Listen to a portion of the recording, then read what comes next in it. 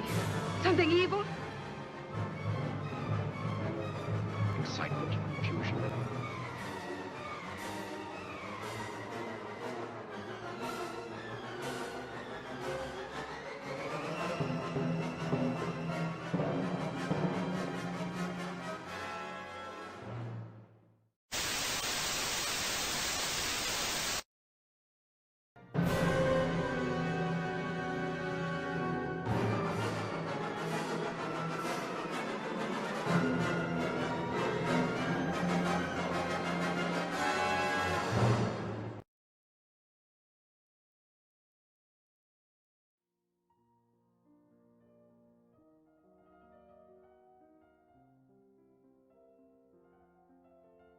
So to get us started with integration using partial fraction decomposition, I've chosen to use an example, and we are going to attempt to integrate 2 over x squared subtract 1 with respect to x.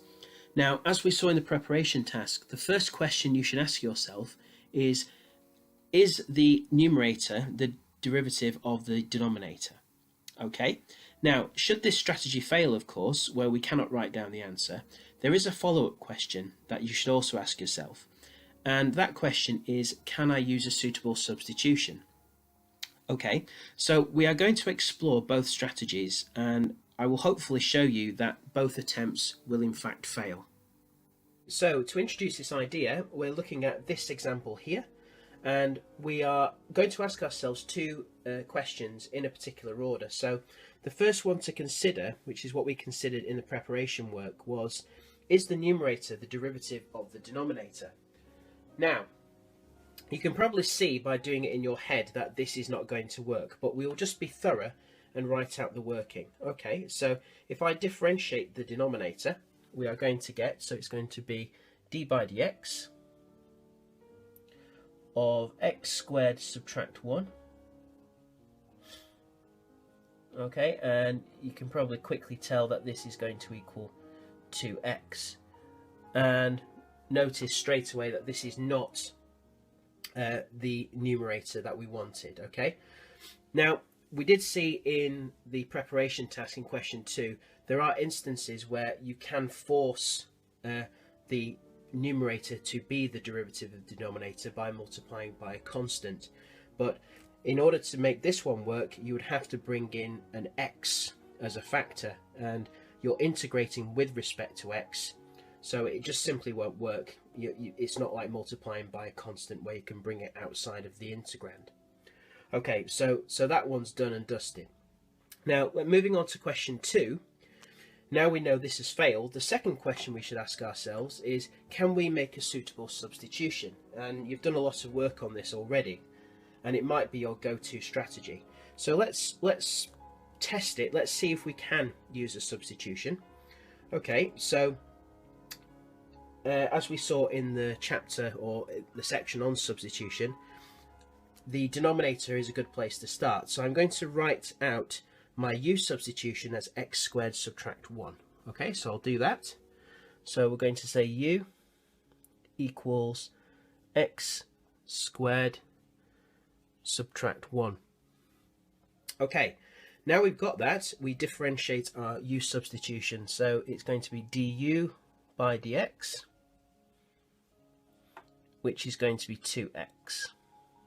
Okay, and then we rearrange our du by dx to make dx the subject. That way we can substitute it into our integral. So dx, I'll put a therefore, dx, just rearranging it, is going to be du over 2x.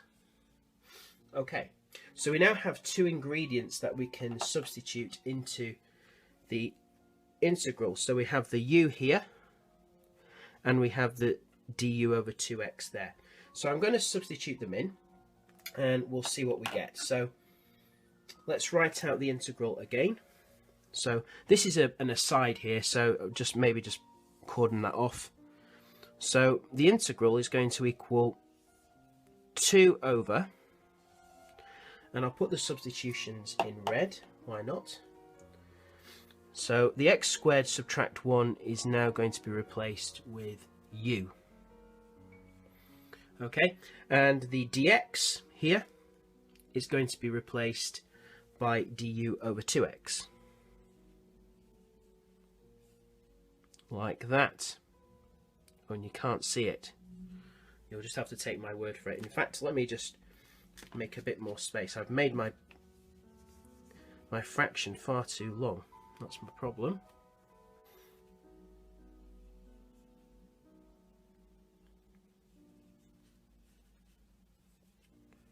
d over 2x. Now then, we have a cancellation of 2, but it's not going to help us because we now have u and x as our variables, and we're integrating with respect to u. So let's just write this out just to confirm.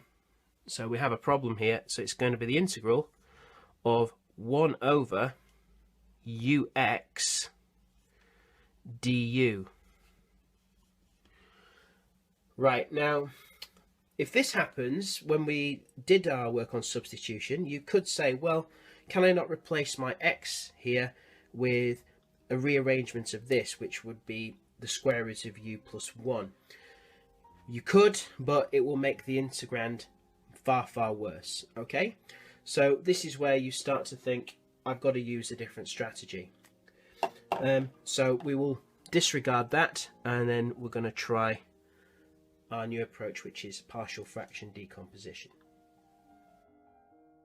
So now we know that we cannot write the integral as the natural log of the denominator, and we also can't use a substitution. We now go to partial fractions. So our first job is to write 2 over x squared subtract 1 in the form given, where a and b are constants to be determined. Okay, so part 1 of this process is obviously writing your rational expression as partial fractions. Okay, so let's go ahead and do this. You had a bit of practice with this in the preparation task. So, like I said, you've got to take your partial fraction decomposition on the right and reconstruct the left-hand side. Okay, now by doing that, you can then equate coefficients and find out what your a and b are. Okay, so I'm going to take the left-hand side. So that's where I'm starting with. I'll just make that look. So this is what I'm going to start with. I'm going to start with the left-hand side, and we're going to form a single fraction by finding a common denominator. Okay, so your common denominator, I think it's pretty obvious when you're doing this, is going to be the product of the two denominators that you have already, those two linear denominators. So my first fraction, in fact, I'll just write my identity there because this is all identical to 2 over x squared minus 1. So that's going to be a over x plus 1. Okay, and I'll just leave a bit of space there, plus b over x subtract 1, like that. Okay, now let's multiply. So we've got the x plus 1 there. We need to multiply that by x subtract 1 in order to get the same denominator as the left-hand side. Remember, the left-hand side is in its difference of two squares form, but it can be factorized into x plus 1, x minus 1. Okay, so we're going to have x subtract 1 here. Okay, now again, I'm allowed to do that, but I can't change the fraction, so I need to multiply the numerator by x subtract 1 also. So that's going to be x subtract 1 there. Okay, in the second fraction, I already have x subtract 1. I need to multiply top and bottom by x plus 1. So let's do that. So that's going to be x plus 1. Okay, and x plus 1 in the numerator.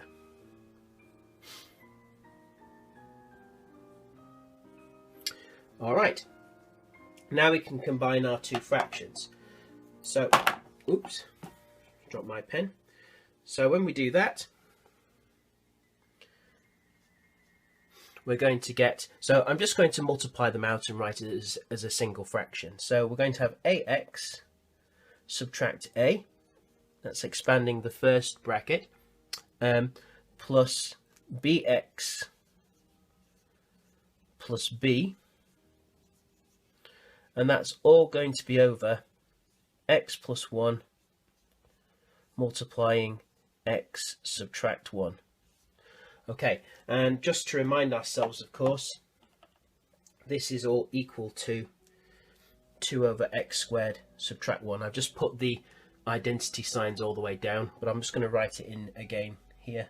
So that's 2 over x squared subtract 1. So it's just continuing down like that. Okay, now we can dispense with the denominators because we can now see that the numerators must be identical. So if the numerators are identical, I can write out the problem we need to solve like this. So it's going to be 2 must be identical to ax minus a plus bx plus b. Okay, like that. Now, because this is an identity, we can equate coefficients because we have no amount of x on the left, but we have some x on the right. So the x on the right must just equate to nothing, and the constants must equate to 2. Okay, comparing right with left. So I'm going to write down 2 equations now, and I'll do that over here. So we have a bit more room. So just partition off this work here.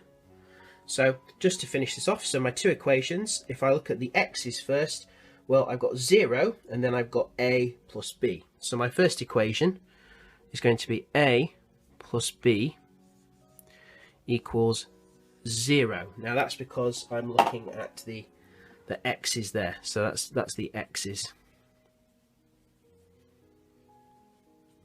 Okay, and we'll call this one equation 1, like so. Okay, and now I can equate the constants. So I have 2 on the left, okay, and that 2 is identical to negative a plus b. So here and here, which is going to be, can do it, negative a plus b is equal to 2. Okay, that's my equation 2. And again, for your notes, this is comparing constants. So I'll just write that as C's, as I've done before, looking at the constants. Okay, so we can now solve this. Now, what's nice is we have the same amount of a, but positive and negative. So if I add 1 and 2 together, I can cancel out the a's. So we'll do 1 plus 2, like so. And when I do that, it's very straightforward. I'm going to get 2b, no a's at all, equals 2. So b must equal 1, and we have our b. Okay, and then we sub back into one of the other equations. Just choose 1 or 2, it doesn't matter. I'm going to use equation 1. So we're going to sub b equals 1 in 1, like that. Okay, so if we do that, you're going to get a plus 1, which is what b is, equals 0. So a must equal negative 1. Okay, so we now have our a and b. And just for completeness, let's write out our partial fractions. Okay, let's do this properly. So I'm just going to create a bit of room at the bottom here. So just to write the final statement. So we have now shown that 2 over x squared subtract 1 is identical to negative 1 over x plus 1. Just make sure you get the a and the b the right way round. And then b is 1, so plus 1 over x subtract 1. If you have any time and this is in an exam, I would recommend just checking this by combining these two fractions, which is quite a quick task, but you can just confirm to yourself that you're just going to be left with 2 in the numerator. Okay, so there we have it. So we now have our partial fractions, and the great news is we can now start doing our integration. Okay. Now let's complete the question. Now moving on to part 2, we can now carry out our integration. So I can now decompose my integral into 2 separate partial fractions, which we have already found, so I'll just write that down. So this is going to be equal to the integral, and I'll use brackets here, of -1, which was our a, over x plus 1 plus 1 over x subtract 1, and the 1 in the numerator of course was our b, and that's been integrated with respect to x. Okay, so because integration is a linear operator, I can now split this into 2 separate integrals, which is what I'm going to do now. So the next step, I'm integrating -1 over x plus 1 dx plus the integral of 1 over x subtract 1 dx. Alright, now this is really good. So we've now got 2 much more simplistic integrals to figure out.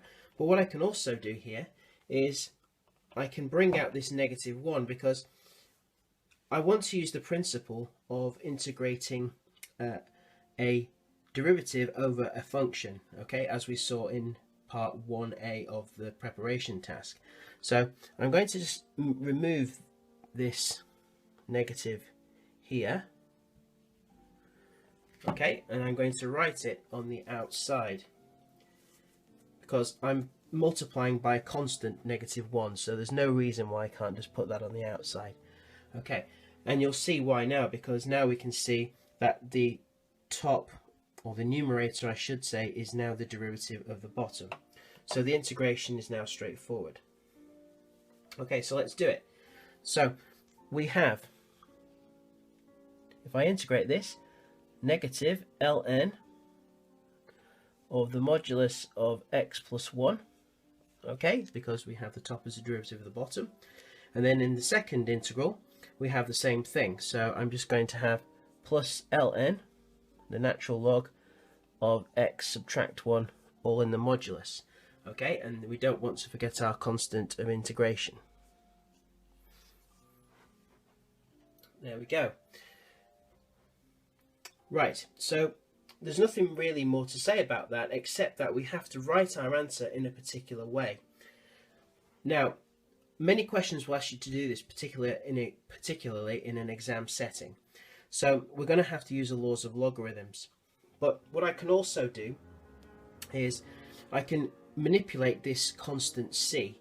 And what I mean is, because we're talking about logarithms, there's no reason why I can't write my constant as a logarithm. Now what I mean is, I'm going to just do a little bit of side work over here. I'm going to say, why don't we let c equal ln of k, and k is a constant. Now I'm allowed to do that because if you think about the natural log graph, or any logarithmic graph for that matter, in fact, why don't I sketch it? The logarithmic graph goes like that, roughly speaking. So if this was my k-axis here, okay, this would be my c-axis, okay, where c equals log k. And you can see the domain of k is only positive k values, but the range of c is any real number, okay? So I'm not limiting myself by writing this as a logarithm, because the range is all real numbers. So there's nothing wrong with just rewriting my c as ln k, which I'm going to do. Okay, obviously there was some anticipation of this in the way the question was set, but there you go. Okay, so lnk. So now we have everything expressed as a logarithm. So now we can apply the laws of logarithms directly. So if you look at the first two terms, in fact, let's not do that. Let's look at the second two terms in our expression here. So we have ln of x subtract 1 plus ln of k. Now we know from the laws of logarithms I can now rewrite that as follows. Okay, so that's going to be ln of k multiplying x subtract 1. So that's the addition law for logarithms that we already know. So remember, if you add the logs separately and they're the same base, you can also combine them as a product, as a single logarithm. So now we have the negative logarithm to contend with, so I'll put that back in. So that's going to equal negative ln of x plus 1, okay, plus what I've just written. And because we have a negative logarithm, we can use the division law, and I can write this as a single logarithm now. Okay, so that's going to give me ln of k multiplied by the modulus of x subtract 1 over the modulus of x plus 1. Okay, and that's also in a modulus. So this is all tied together. So what I might want to do is just make that a little bit more clear, because we have a modulus over a modulus, so I can combine both of those. K will be a positive constant, of course, because the k is taken from the domain of the log function. So this is just going to be ln of k. So what I mean is you don't need to put a modulus sign around it. And then we're going to have x subtract 1 over x plus 1, like that. And notice that the constant is built into the expression, so there's no need to add a constant of integration again. Okay, and I'll stop there.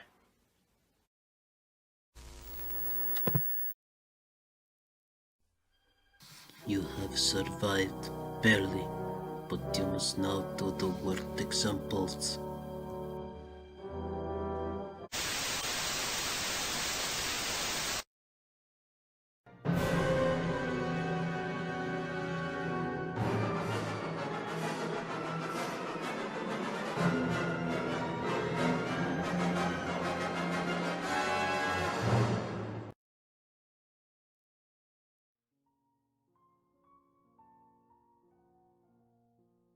For our opening pair of worked examples, we will be focusing primarily on the integration itself, given that we've done much of the work in writing rational expressions as partial fractions previously in the preparation task.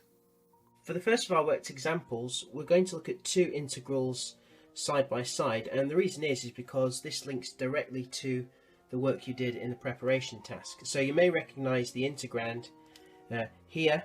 This was question 4 from the preparation task. Alright, so I'll just make a note of that for you. So that was question 4. That was on a separate video, of course.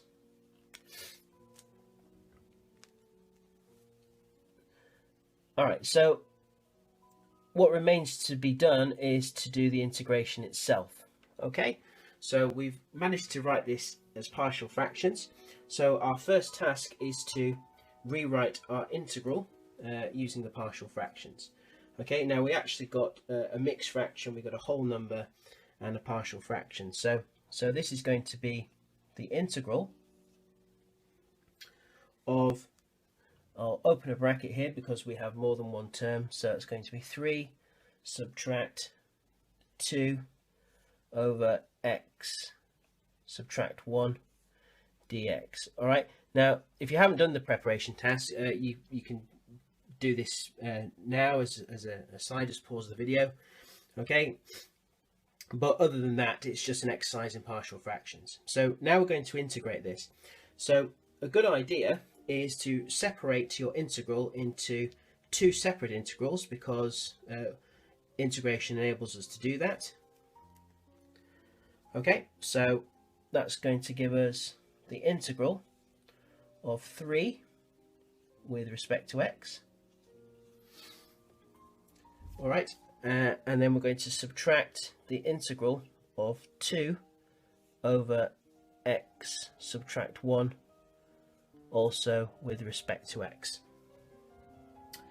Alright, so what we can now do is we can bring the constants out to the front because they're multiplicative constants. They don't affect our integral in any way. So if I do that, I'm going to have 3 multiplying the integral of just dx. Alright, and in the second term, or the second integral, I can now remove or extract the 2, so I'm left with 1 over x subtract 1 in the denominator, all integrated with respect to x. Alright, now then, let's perform our integration. So I'm integrating dx, so I'm essentially integrating 1. Okay, multiplied by 3, so that's just going to be 3x. Okay, now the second term, we have the negative 2 multiplying the integral, but if you notice, the numerator is the derivative of the denominator, so we have the log function coming into the fray. So this is going to be subtract 2 lots of ln, and then we use the modulus sign, so that's going to be x subtract 1, like that, and then you just add your constant of integration. Okay, now the question doesn't ask us to write the answer in any particular way, so you can leave it like that. But just bear in mind that certain exam questions may ask you to represent the answer in a particular form, so you may need to apply your laws of logarithms or something else. Okay, let's move on to the next one. Okay, so moving on to part B, we are asked to integrate this rational expression here, which you may recognise as question 3 from the preparation work. So I'll just make a note. If you haven't had a go at the preparation work, you are just asked to represent this as partial fractions. Okay, so we can now rewrite the integral using those partial fractions, which I've done already, so I will do that. So it's the integral of 2 over x subtract 1 subtract 1 over x plus 2 close bracket, all with respect to x. Alright, so because of the linearity of integration, I can now write this as separate integrals, which is always good. So I'm going to rewrite the first one, and I'm going to bring out the constant because you'll see in a moment this will make the integral much easier. So I'm going to write this as 2 multiplying the integral of 1 over x subtract 1 dx. Okay, and then I'm also going to subtract the integral of 1 over x plus 2 dx. Right, so we have a really nice situation now where we have the numerators in both cases as the derivative of the denominator. So this is bringing our log function into our conclusion. So I can just write down the answer now. So that's going to give me 2 ln the modulus of x subtract 1 subtract ln of the modulus of x plus 2. Okay, adding the constant of integration. Now once again, this would be a prime candidate to write the answer in a particular way. However, if you're not asked to do that, okay, that this is an adequate answer. Okay, so we will stop.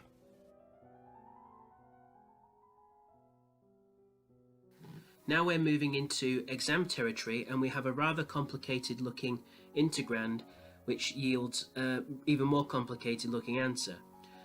What I want you to be aware of is that although this process is going to be quite long and seemingly difficult, they are skills that you already possess, and you know you can do them. You know how to do partial fractions, you know how to integrate rational expressions now. So it's just a case of putting all these ideas together in a lengthy exam question. So we're going to have a look at this in different stages, and we'll start off with forming the partial fractions and then move on to the integration itself. The first thing I'd like to focus on is writing our partial fractions before we complete the integration. We have two strategies at our disposal. We can either write out the partial fractions explicitly with constants a and b, or more if needed, but we can also use polynomial long division. And polynomial long division is great when you have an improper rational expression. Now, in this situation, that's exactly what we have, because if you look at the numerator, we have an order of 2. Now, remember what I mean by the order. It's the highest power of x. So I'll just make a note of that. That is an order of 2. And in the denominator, we also have an order of 2. It's 4x squared as the highest power of x. So that also has an order of 2. Now, if the orders of the numerator and the denominator are the same, or if the numerator has a higher order, we know that we have an improper fraction.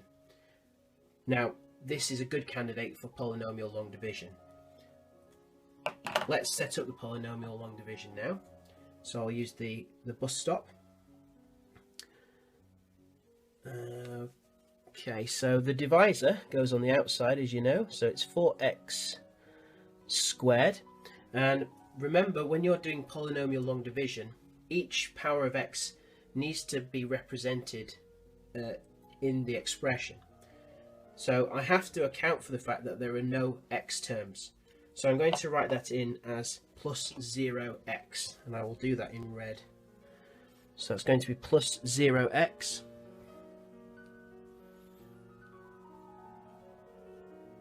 like that. And then we have a negative 1 on the end.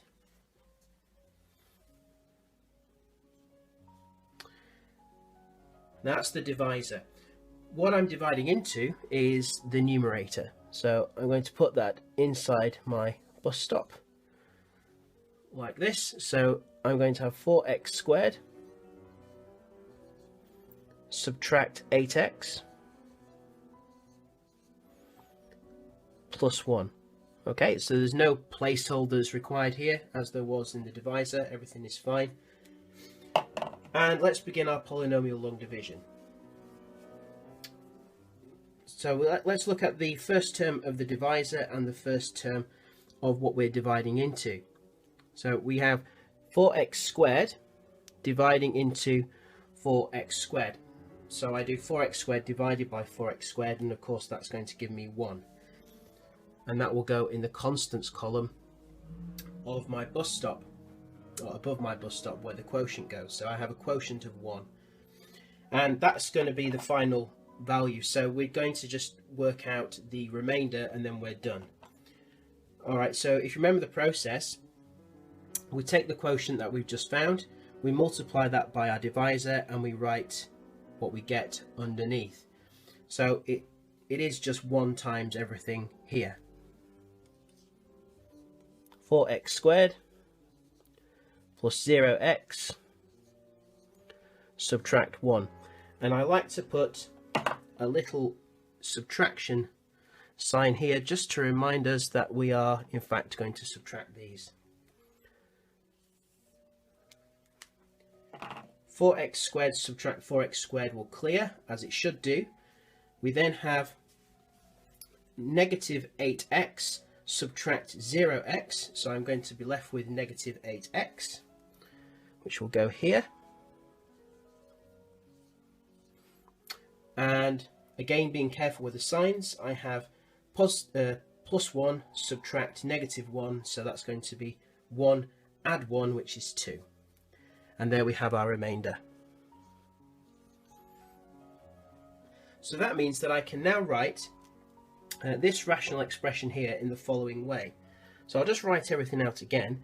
So 4x squared subtract 8x plus 1 over 4x squared subtract 1 is absolutely identical to our quotient, which is the whole number if you think of mixed numbers, and then we have our remainder, which is negative 8x plus 2.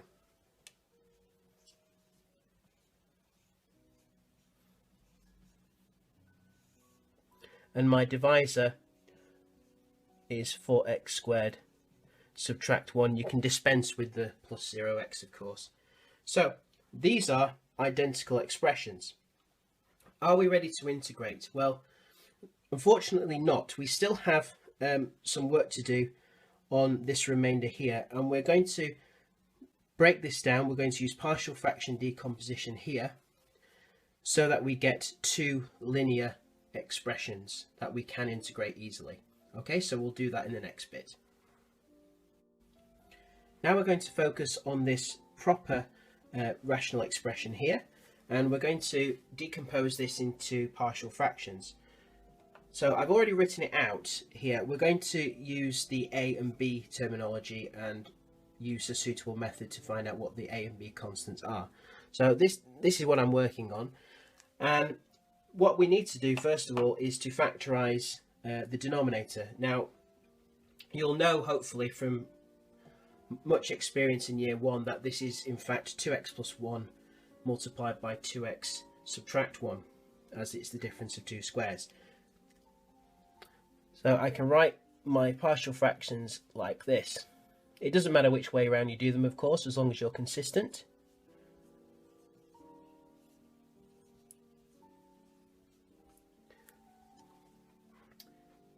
Okay, and when we do this, we need to recombine our partial fractions that we've stated where the constants are unknown to try and form the left hand side.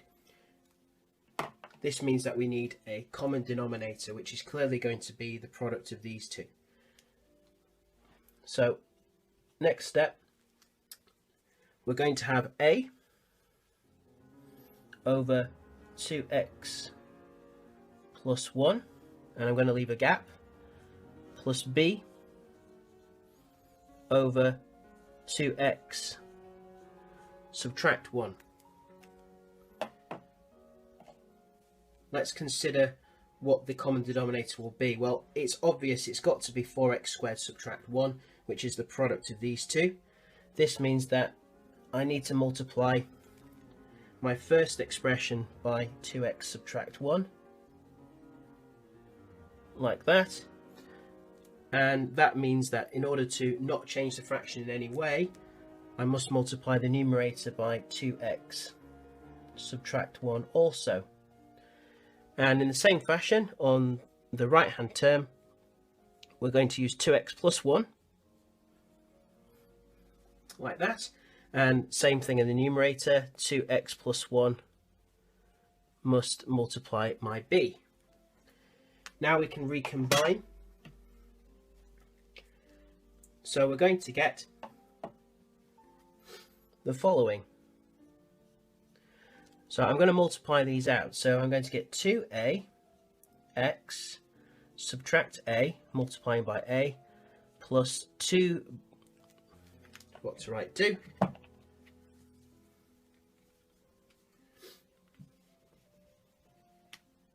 you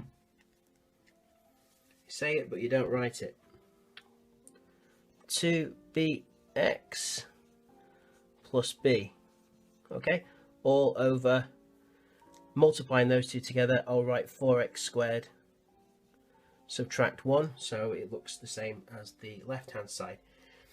And I'll write in the left hand side because now we're going to equate the coefficients or use another method if we desire.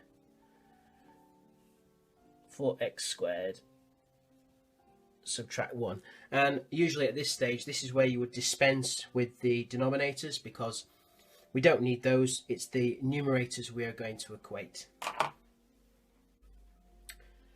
Now we have this identity in the numerators, we are able to equate coefficients and write down two equations.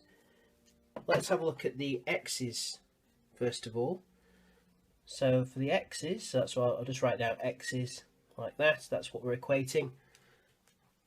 I'm going to do it in reverse order, in fact, so I'll put the right hand side expression first, so it looks more like a standardized simultaneous equation, okay, which we'll be doing in a moment.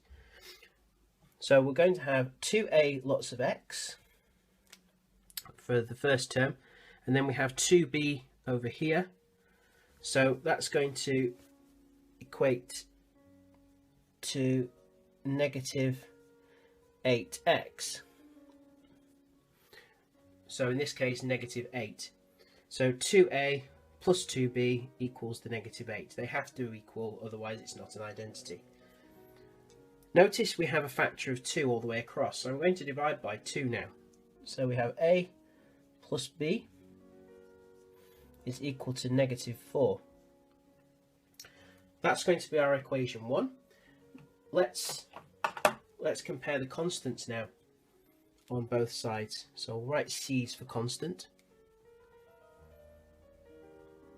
Comparing constants. On the right hand side we have negative a plus b. And the only constant on the left hand side was 2, so that's going to equal 2. There we have two equations, very nice looking equations, and you'll notice if I add the two equations together I can cancel out the a's. Let's do that now. So 1 plus 2. There are other ways of doing it, of course, it's up to you. So the a's will cancel, so we're going to have 2b. And negative 4 plus 2 is negative 2. So b equals negative 1. We can now sub our b into either equation 1 or equation 2. It's up to you. I'll use equation 1. So sub b equals negative 1 in 1. So that's a plus b. Now b is negative 1, of course, so that will be subtract 1 equals negative 4. Add 1 to both sides. A is going to be negative 3. Now this means that I can now write out my complete partial fractions. So I'll do this over on the right hand side of the board here. So the negative 8x plus 2 over 4x squared subtract 1 is identical to, and make sure you get the a and the b the right way around, that's very important. So it was a over 2x plus 1, which was negative 3, of course, and then b is negative 1 subtract 1 over 2x minus 1. Now, in the next bit, we're going to start doing the integration, but all the partial fraction work is now finished. Piecing together all the results we've found so far from our polynomial division and our decomposition into partial fractions, we have the one that we got for our quotient earlier, and remember we separated our negative 8x plus 2 over 4x squared subtract 1, which was the remainder over the divisor. We broke that down into partial fractions, so these are now identical statements. We're now ready to do the integration, and it's the same process. So as we've done many times now, we integrate both sides. So I can confidently write down now that if I want to integrate 4x squared subtract 8x plus 1 over 4x squared subtract 1 with respect to x, it is identical to integrating 1 subtract 3 over 2x plus 1 subtract 1 over 2x subtract 1 with respect to x. They are identical integrals. So we can now split our right hand side into 3 separate integrals and work on them individually. I'll drag my equal sign across here so we have a bit more space. So we're going to be integrating 1 with respect to x, subtract the integral of 3 over 2x plus 1 with respect to x, subtract the integral of 1 over 2x subtract 1 again with respect to x. Right, what can we do here? Well, the first integral is straightforward, isn't it? We're integrating 1 with respect to x. That's going to give us x plus a constant of integration, but we will add that at the end. I'll write that down. No problems there. So that's the first one done. The second one, this is where we ask our questions again. We have to decide what approach will be the best approach and the fastest approach. So check first of all, is the numerator the derivative of the denominator? The initial answer is no. So can we manipulate this integral somehow so that the numerator is in fact the derivative of the denominator? And yes, we can. So if I just bring out the 3 first of all, let's rub that out, and let's write it at the front. You can obviously do this in an extra step. I'm just trying to save space here. So that's going to be 3, and I'm also talking you through it. And then we're going to have 1 in our integrand. So I've just dragged the 3 out. Is the numerator now the derivative of the denominator? The answer is still no. What do I have to do in order to make that happen? Well, I need to multiply my integrand by 2. I'm allowed to do that as long as I compensate for it in the constant outside the integral. So I'm going to times it by 2. So that's going to be a 2. So I've doubled the numerator. So I don't change anything. I'm now going to divide on the outside by 2. So I now have a coefficient, if you like, at the front of -3 over 2 multiplying my integral. But this now can be integrated really quickly. If we apply the same rationale over in the third integral, again, we don't have the numerator as the derivative of the denominator, but not to worry, I can just double my numerator. It's not cheating, of course. This is using some nice techniques. So that's 2. And to compensate for what I've just done, let's multiply the integral by 1/2 on the outside. And I've not changed anything about the question. Right, let's integrate the second and third integral now. So that's going to be -3 over 2 multiplying by the natural log of 2x plus 1 all inside the modulus, subtract 1/2 again of the natural log, this time of 2x subtract 1 plus c on the end, the constant of integration. In order to bring this to a conclusion, we just need to rewrite our integral in the form that is requested. So we've already got the x and the plus c, so there's no need to do anything with that. We're going to focus solely on the middle 2 terms here, and it will require the laws of logarithms again. Now, if you look carefully at term 2 here and term 3, we can take out a factor of -1/2, which I will do. So we'll keep the x, and I'll take out the -1/2, I'll open big square brackets, and let's see what we have inside. So the -1/2 comes out, that will leave me with 3 ln of 2x plus 1 in the modulus.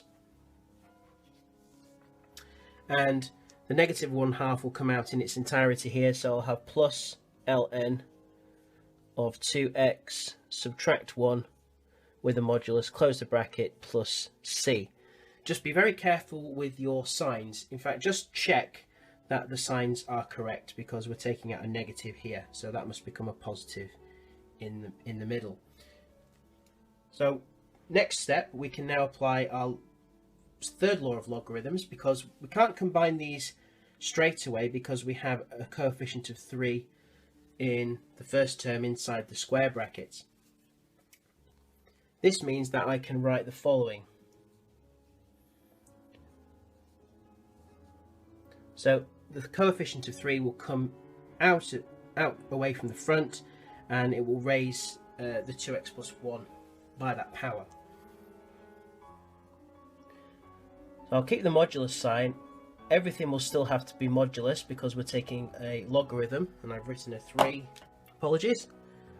That's a 1 there. So I was saying this has to be positive, of course, because we're taking a log. Put the modulus on the outside. So the 3 has now migrated from the front to the power, as is dictated by the laws of logarithms. I don't have this issue in the second term. I'll just write it as it was.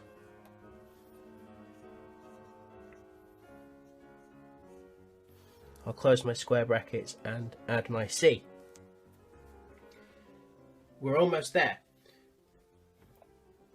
This is equal to x, subtract 1/2, and I can now use the multiplicative law. We're going to combine the two logarithms together, so that's going to be ln of 2x plus 1 cubed multiplied by 2x subtract 1 all modulus plus the constant of integration, and there we have it. And for part B, we increase the complexity even further. Question 2b, we have a rational expression like this, and we have partial fractions with an additional x subtract 2 all squared on the right over here, because we have an x subtract 2 squared in our denominator. You've seen why this is the case when we did partial fractions earlier in the year. Our first job is to recombine the right hand side into one single fraction that imitates the left hand side, and we're going to use a technique that will get me the coefficients a, b and c hopefully quicker than equating coefficients. Let's do this. So put the identity symbol in there. I'm leaving a lot of space, and it's going to be a over x add 1, leave a space, plus b over x subtract 2 plus c over x subtract 2 all squared. We're going to find the common denominator. In the first fraction, we already have the x plus 1. What do I need to create this denominator here? Well, I'm going to need the x subtract 2 squared. Therefore, I must multiply my numerator by the same thing. So x subtract 2 all squared, like that. In my second fraction, I already have x subtract 2. I need another factor of x subtract 2, so I'm going to square that, which means I'm going to have to multiply the numerator by the same thing. But I also need an x plus 1, so I'm going to also multiply by x plus 1 in the denominator and in the numerator, which is why we left a bit of space. In the final fraction, we have the x subtract 2 squared. I only need the x plus 1. So let's put that in, like that. And x plus 1 goes there. Next, we're going to acknowledge that we know the denominators are the same. We've talked about this already.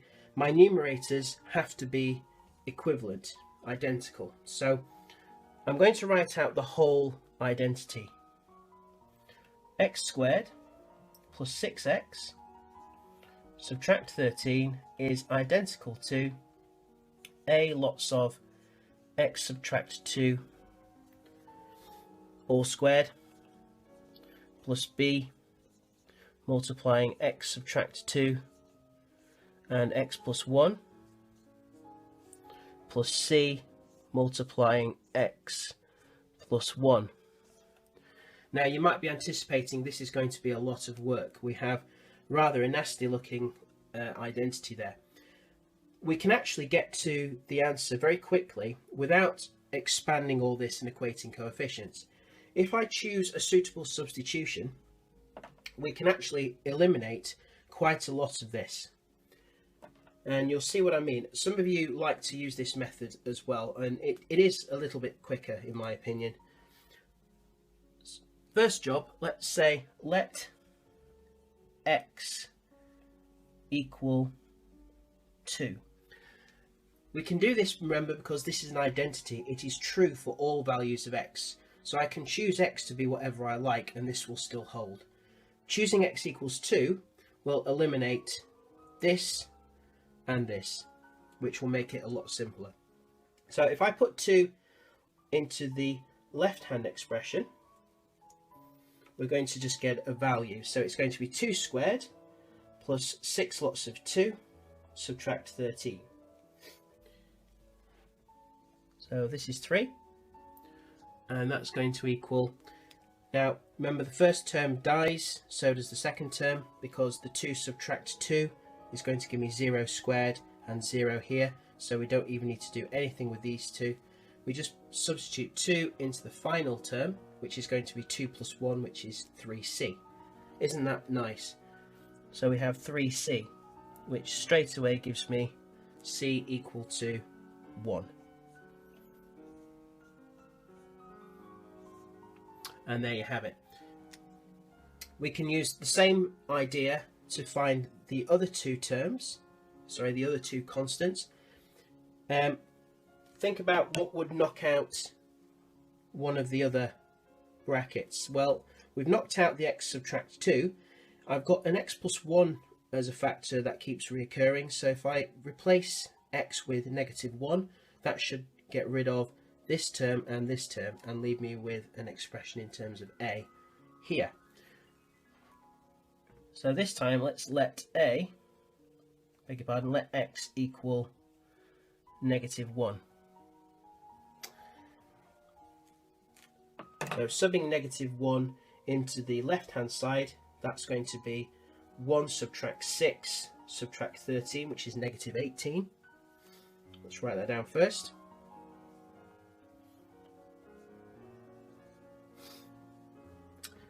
Which equals -1 subtract 2, which is -3. So that's going to be 9a. Nothing here and nothing here, because that would be 0, and so would that.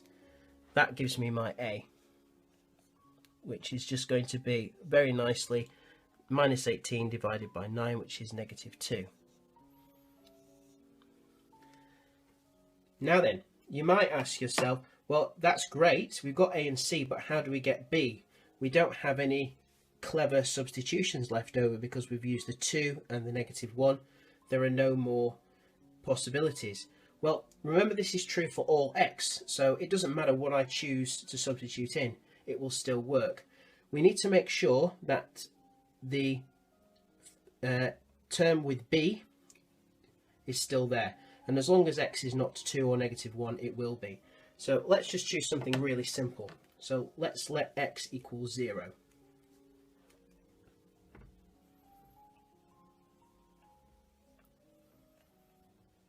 You can choose whatever you like, of course. You don't have to use 0. Just makes life easier, I think. On the left-hand side, if I put 0 in, I'm just going to be left with the constant -13. And I'm also going to get 0 subtract 2 all squared, so that's going to be 4. So that's 4a. Then we have 0 subtract 2, so that's -2 multiplied by 1. So that's going to be -2 again, so that's -2b. and then 0 plus 1 is 1, so that's plus 1c. So we have an equation with 3 unknowns, but that's not a problem because we already know what a and c are. We can just substitute them in. So just moving up here so I've got a bit more room.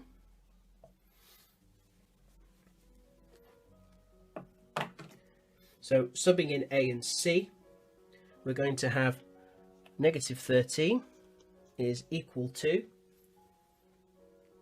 negative 8. So that's 4 times a, so 4 times negative 2. Subtract 2b, which is what we want to find.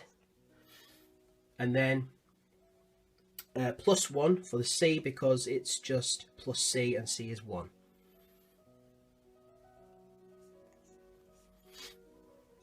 Let's rearrange this. So I have negative 8 plus 1, that's negative 7. So I have to add 7 to both sides. That's going to give me negative 6. Just be careful with the signs, of course, with this. There's lots of negatives flying around. So that's going to equal negative 2b. And then divide by negative 2 and we get b equal to 3. All right. Now we've actually finished finding the coefficients and we now know what the partial fractions are. Now we're in a position to write out our integral, and remember that the a, b and the c are going to be the numerators of our 3 partial fractions, and we have those so we can go ahead and do it. So on the left hand side I'm going to have the integral of x squared plus 6x subtract 13 all over x plus 1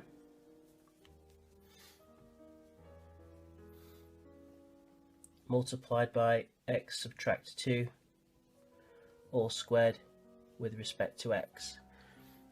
And we can now write this in terms of partial fractions, all integrated. So the integral of open bracket negative 2 over x plus 1 plus 3 over x subtract 2 plus 1 over x subtract 2 all squared close bracket dx.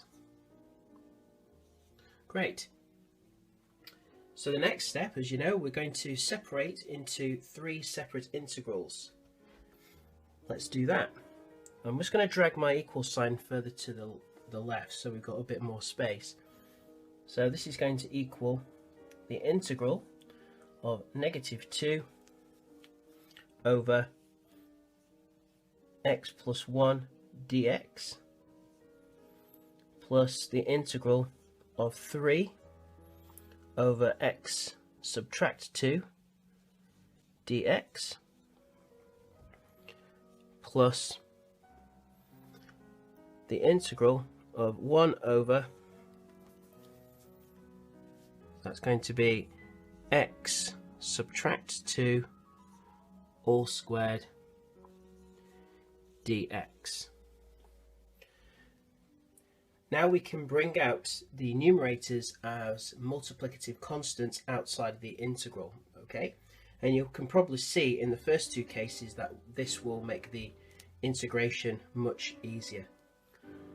So this is going to equal negative 2 multiplying the integral of 1 over x plus 1 dx, and then plus 3 multiplying 1 over x subtract 2 dx, and then the third integral remains the same, so 1 over x subtract 2 all squared dx. Right, what to do next? Well, we can see here that these 2 integrals are going to be the log functions, so we can do that very, very quickly. The problem or not so much a problem, but something slightly different here. We don't have the log function here, and I've included this because you can get a bit carried away and see the two log functions and want to write another one. This is not a log function, so we're going to do this using a different technique. Now I'm just going to number each integral, and we can approach them separately. So we'll call this one 1, 2, and 3.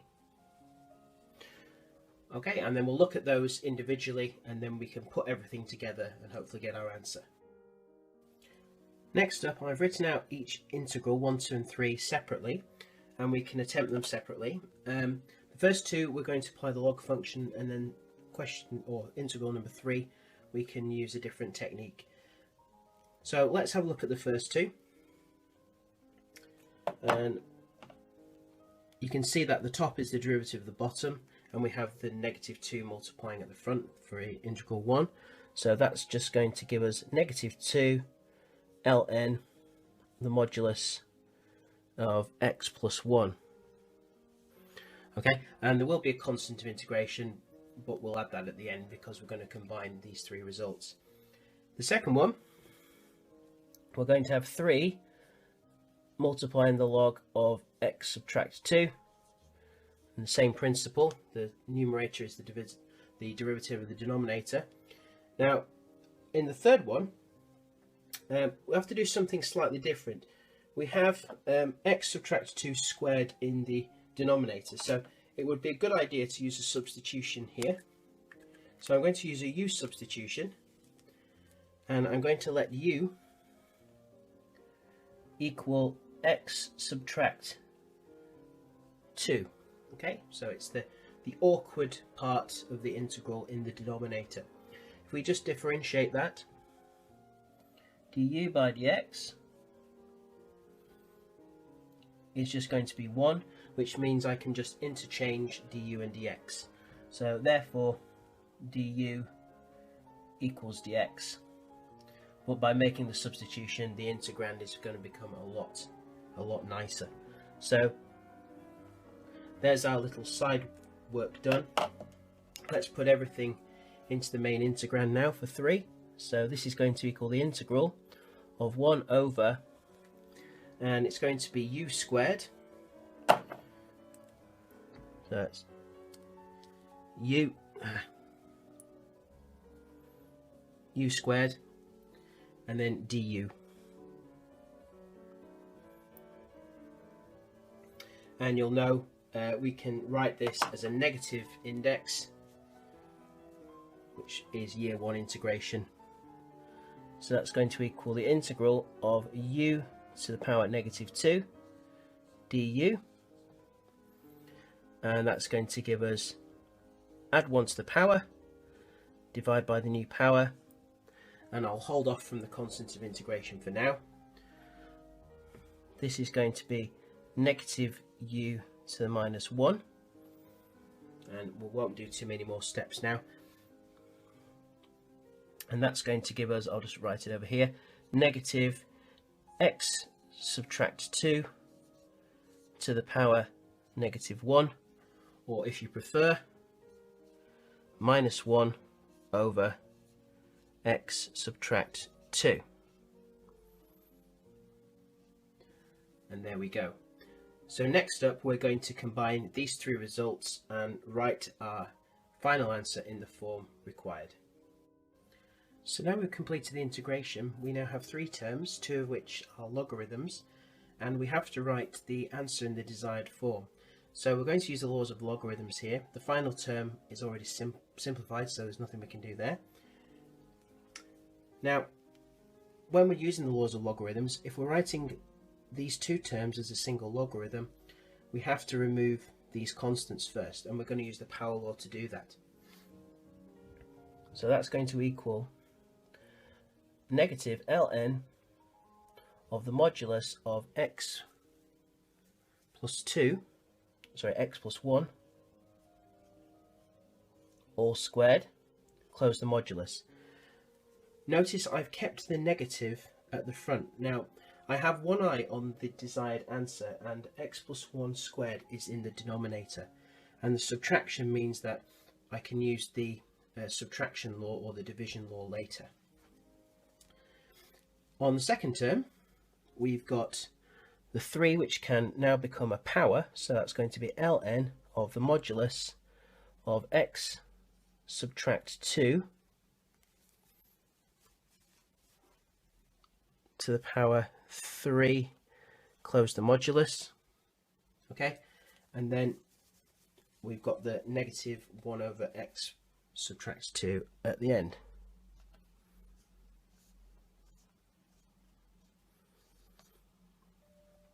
What I also have to do, which we don't want to forget about, is the constant of integration. I'm going to add that in now, and there's nothing stopping me, of course, using logarithms again, as we saw earlier. And it would be a good idea, because if you notice from the way the answer is written, that we have to show that there is a k that is within the final answer. It's amalgamated into the answer. So I'm going to write it as lnk on the end. And we discussed the reasons for that earlier. So let's see what we have. We now have 3 logarithm terms. Okay, now it might be a good idea just to rewrite this expression in a different order so we can see the laws in action a bit more clearly. So I'm going to put the positive terms at the front. So that's going to give me ln of k plus ln of the modulus of x subtract 2 cubed, like that, subtract ln of x plus 1 all squared, subtract 1 over x subtract 2. Now, just a comment here, the modulus sign is somewhat redundant here because this is a squared term and squareds are always positive, but we'll leave it in. Let's focus on the first 2 terms now. So we can now use the addition law. So let's have a look. These 2 terms here. So I can now combine these as a single logarithm. So this is going to give me ln of k multiplying the modulus of x subtract 2 cubed, close the modulus. Isn't that nice? Now we're going to subtract ln of x plus 1 squared, close the modulus, subtract 1 over x subtract 2. Now we can use the division law. So we're almost there. So it's ln of k modulus of x subtract 2 cubed, close the modulus, over the modulus of x plus 1 all squared, close the modulus, subtract 1 over x minus 2. And just for completeness, remember we have a modulus over a modulus, we can combine that into one single modulus, and the k here has to be a positive number because otherwise it would not be defined, because we're taking a log of that. We discussed that earlier also. So finally we're going to have ln of k over a single modulus of x subtract 2 cubed over x plus 1 squared, close the modulus, subtract 1 over x subtract 2. And there we have it. And finally, let's have a look at a definite integral. In our final instalment, we have a definite integral which we need to evaluate. I've already taken the 2 from inside the integrand, and I've just made a note here of the order of the numerator and denominator, because I need to identify a technique in which to decompose this into partial fractions. So if you notice order 2 over an order 2, this means I have an improper algebraic fraction and I can use polynomial long division. Let's set that up now. So my divisor is 4x squared subtract 1. Before I write that, remember I have to put a placeholder in for the x term, which doesn't exist in this case. So plus 0x, like that. I'm doing it in red just to emphasize that. Subtract 1. That's my divisor. I'm dividing into 4x squared, and again I'm going to need a 0x for the x term, so I'll put that in. So plus 0x. Never forget to do that, otherwise it won't work. Plus 1 inside the bus stop. Now we can carry out our polynomial long division. So once again we look at the first terms of our divisor and what we're dividing into. It's 4x squared. Anything over itself is 1, so I have 1 as my quotient, which will go in the constant column. I then take my quotient, what I've just worked out, and multiply it by my divisor and write the answer underneath. So I'm just multiplying everything by 1. So it's going to be 4x squared plus 0x subtract 1. And I always just like to remind myself I'm subtracting. So let's carry out the subtraction. The first term should always cancel, which it does. In this case, the second term also cancels. So I've got plus 1 subtract negative 1, which means I've got plus 1 add 1, which is 2. So 2 is my remainder. Great. So I can now write my rational expression here in partial fractions, and I will do that now. So this is what we've got. We've got 4x squared plus 1 over 4x squared subtract 1, and we know this is identical to 1, which was my quotient of course, plus a remainder of 2 over my divisor, 4x squared subtract 1. There we have it. So now we essentially have a mixed fraction. I need to just look closely and check that whether we can integrate this. Integrating 1 is no problem. If you look carefully at here, we can just apply our two questions. Can I see that the numerator is the derivative of the denominator? Clearly not. This will just drop by a power of x, and we don't have an x term in the numerator.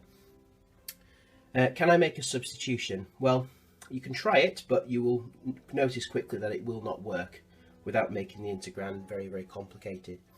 What we must do now is to decompose our remainder term over our divisor into partial fractions. So I'm going to do a little bit of work on this, and we're going to write it as partial fractions. So we're going to set it up now.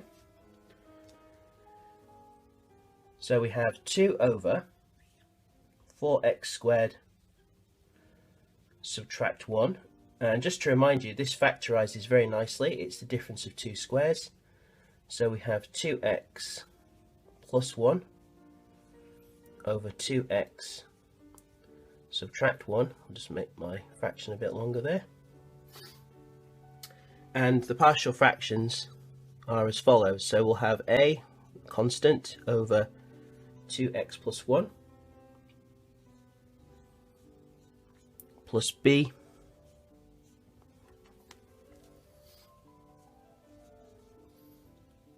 that's going to be over 2x subtract 1. And now you have a bit of freedom of choice in how to go about finding a and b. Let's have a look. So once again we need to recombine to make the fraction over here and find out what the constants a and b are. Alright, so let's write this as one single fraction. We've done this a few times now. So I'll have a over 2x plus 1 plus b over 2x subtract 1, and we know we're going to find a common denominator here, which is the product of these two brackets. Let's put it in. So this is going to be multiplied by 2x subtract 1, and this is going to be multiplied by 2x plus 1. And once again, I need to reproduce this in the numerator. So 2x subtract 1 and 2x plus 1. There we go. Let's compare numerators now. So I will expand all of the numerator, and we know whatever we get is absolutely identical to 2, which is what I have here. So let's do that. We're going to have 2a x subtract a plus 2b x plus b. I won't write in the denominator, it will just be the product of those two as my denominator, the same as the left hand side here, and we know that must be equal to just 2, identical in fact. Let's compare coefficients now. Let's equate the x's first, and then we'll equate the constants. We'll do this over here. We'll look at the x's first.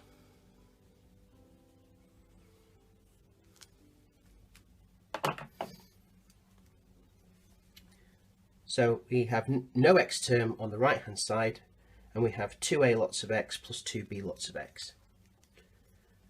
So 2a plus 2b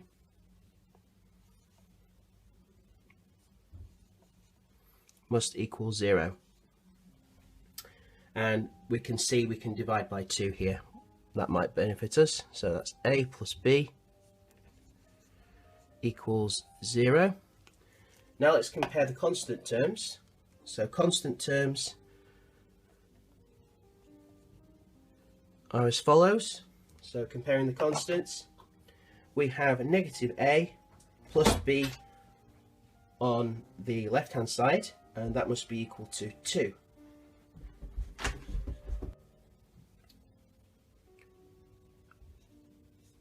Negative a plus b equals 2. Let's label those as 1 and 2. So that's going to be 1, just fits on, doesn't it, and 2.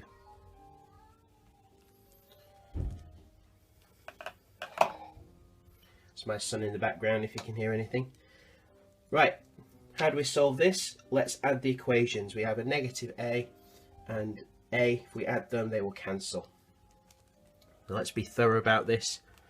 1 plus 2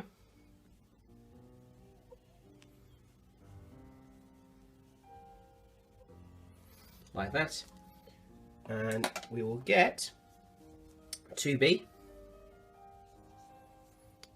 no a's of course, equals 2. So b is equal to 1. Great. And substitute back into either of those equations. It's completely up to you. I will sub in 1 because it looks really easy. So we're going to sub b equals 1 in equation 1.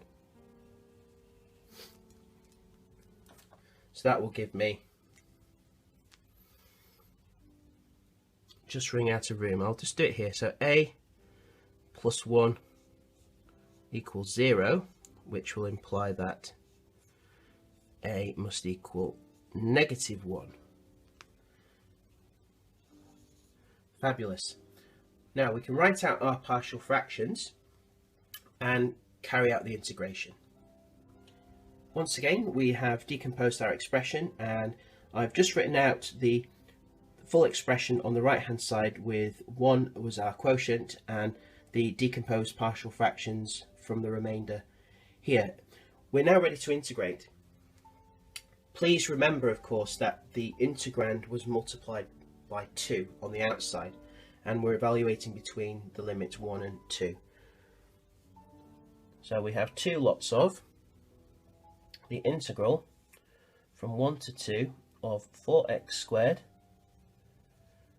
plus 1 over 4x squared subtract 1 with respect to x, and this is equal to 2 lots of the integral of everything we have here, and that's from 1 to 2, so I'll use a big bracket. 1 subtract 1 over 2x plus 1 plus 1 over 2x subtract 1 for our a and b dx. Don't forget your dx. Now then, as is usual in this situation, we will split our integrand of 3 terms into 3 separate integrals, remembering of course to multiply the whole thing by 2. I will drag my equal sign across so we have a bit more space. So this is going to equal 2 lots of, I'm going to use a big square bracket here because it will just remind me that multiplying by 2 at the end will be of prime importance. So I'll do them in red as well. So big square bracket, and let's write our 3 integrals. So we're going to have the integral from 1 to 2 of 1 dx, like that, subtract the integral from 1 to 2 of 1 over 2x plus 1 dx, plus the integral from 1 to 2 of 1 over 2x subtract 1 dx. And you may have noticed there's something we can do next to make our life a little bit easier.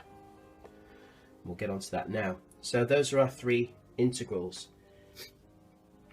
We could leave the 2 till the end, but remember when we're integrating, we have done a lot of work to make this integration easier.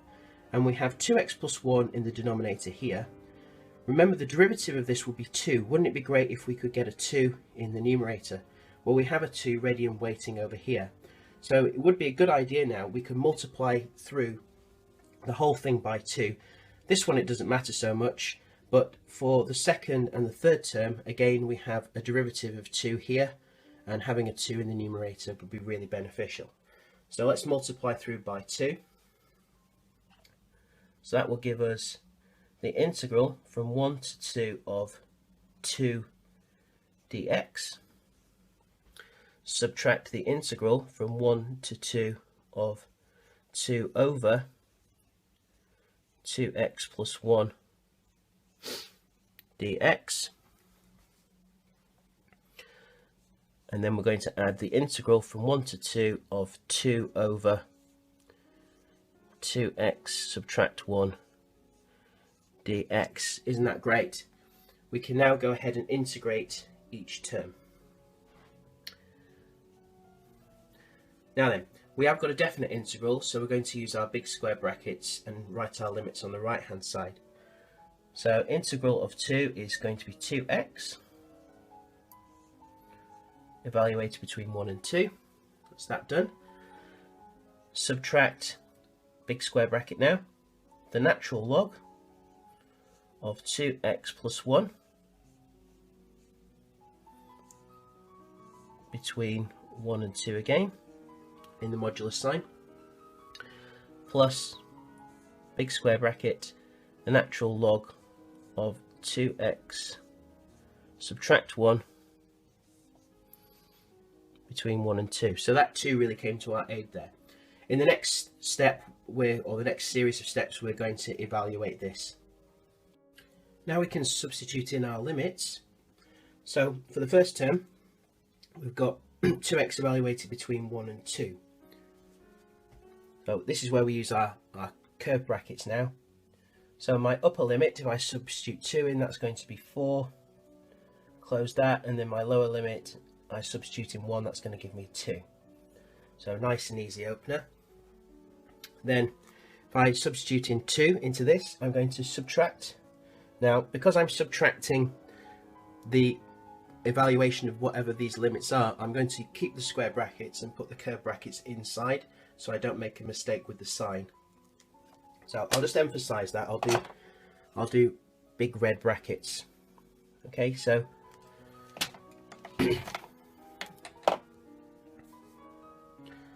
so we're going to have ln, no, curved bracket first, oops, ln of 2 times 2 plus 1 is 5, so my upper limit.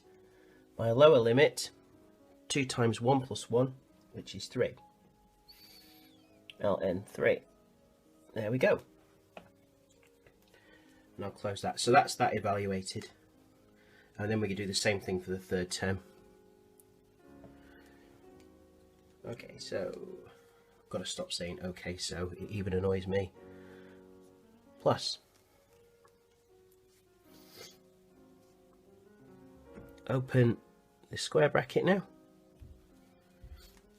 And we're going to have ln of 2 times 2, which is 4, subtract 1 this time, so that's going to be ln 3. We'll put that in a curved bracket. And then we're going to subtract ln of 1.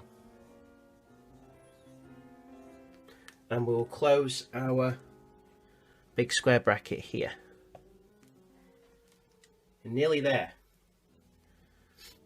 Where's my equal sign? Equals, equals. 4 subtract 2 is 2. And let's just expand all of these brackets. We've got a negative sign in the first one, so I'm going to have subtract ln of 5. Remember that the 4 minus 2 is here. And then I have a double negative, minus minus, that's plus ln 3. And then nothing to worry about here, plus all that. So plus ln 3 again. Subtract ln of 1. Are there any like terms? Well, we have a few. So that's going to equal 2. Subtract ln 5.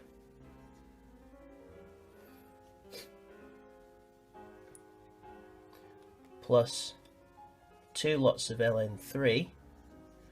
And just to remind you, you can do this on a calculator, but you should know ln of 1 is 0. So that term's now gone. No need to worry about that one. That one just equals 0. Now, depends how you want to do this. We look at the answer and we have to write it as 2 plus a single logarithm. I can use the power law here. If you look at the 2 log 3, just to emphasize this, the 2 log 3, remember the 2 can be written as a power. So I can change this as, that's going to equal 2 subtract ln 5 plus ln of 9. And if you want me to just do an aside there, just to emphasize it, 2 ln 3 is the same as ln of 3 squared, which is ln 9. And the final step, we have ln 9 subtract ln 5. We can combine that using the division law, or the subtraction law if you want to call it that. And we have 2 plus ln of 9 over 5. And if you evaluate that, you'll get an answer approximately equal to 2.59. Okay, it's not required, just in case you're interested. This is the form that the question requires, where the k value, the constant, is 9 over 5. And there we have it. So it's a challenging question. There's lots going on in that, but it is just simply putting lots of different skills together.